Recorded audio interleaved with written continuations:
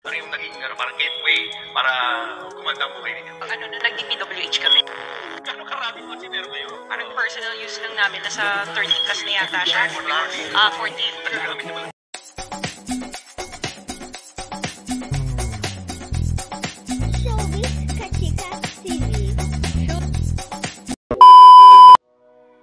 Hello mga kachika! Usap-usapan nga ngayon sa social media ang very trustworthy mayor na si Mayor Vico Sotto kung saan kinundi na nga niya ang ilan sa mga journalist na tumatanggap nga daw ng bayad sa kanilang mga ini-interview. Lalo na nga daw ang mga kontraktor na nag-aalok na magpa-interview dahil gusto nga nilang pumasok sa politika. Wala namang minention si Mayor Vico Sotto kung sino nga ba ang mga journalist na ito, pero sa kanyang screenshot na picture ay naroroon nga si Corina Sanchez at Julius Babaw na talaga namang naging usap-usapan nga ngayon sa social media. Ito nga ang caption ni Mayor Vico. Bago tanggapin ng mga kilalang journalist ang alok para magpa-interview ng kontraktor na pumapasok sa politika, hindi ba nila naisip na uy, teka, ba't kaya handa to magbigay ng 10 million para lang magpa-interview sa akin? I know for a fact that there are many good, honest people in media who are disappointed, if not angered, at practices like this which undermine the integrity of their profession. In this case, maybe they did not do anything technically illegal, but at the very least, it should be considered shameful and violative of the spirit of their code of ethics. Pwede silang magtago sa gray areas. Hindi naman journalism ito, more of lifestyle lang. Kailangan kasi ng sponsor. Pero wag na tayong maglukuhan. They rose to national prominence as broadcast journalists. News personalities, puhunan nila ang kanilang reputasyon at kredibilidad.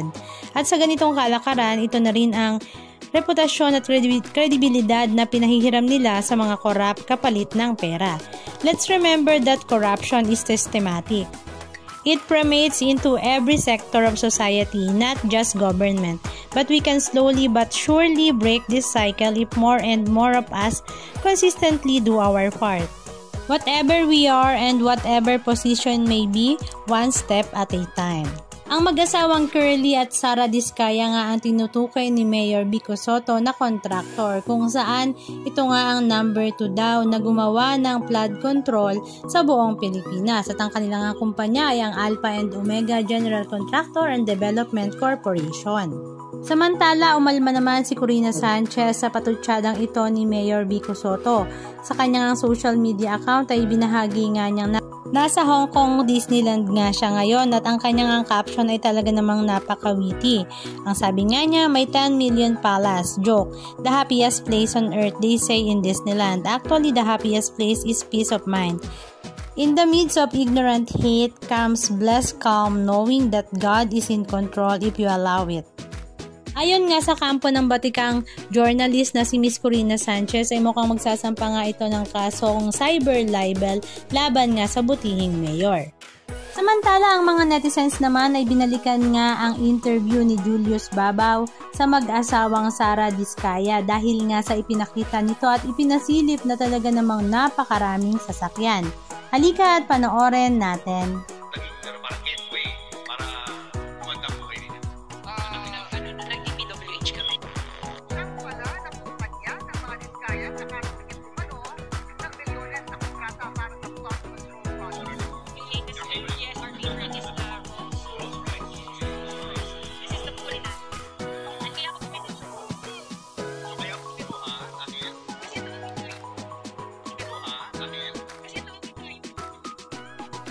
Anong masasabi nyo mga kachika? Just comment down below. And please don't forget to subscribe. Thank you!